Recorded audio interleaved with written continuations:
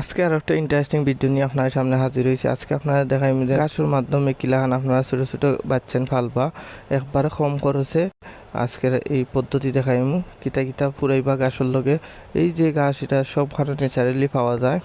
আপনারা জমিনের বাড়ির আশেপাশে যে কোনো জায়গায় এই ধরনের গাছ আপনারা পাইবা, আর আপনারা যেহেতু খুশি ইচ্ছা খাওয়াইতে পারবা। আপনারা যদি একটু বড় বড় হয়ে যায় প্রথমে যে 2-3 দিনের বাচ্চা এটা খাওয়াইতা না আমি না করবো, আপনার 1 সপ্তাহ বা 1 মাস হয়ে গেলে বাচ্চার ধরে আপনারা খাওয়াইতে পারবা।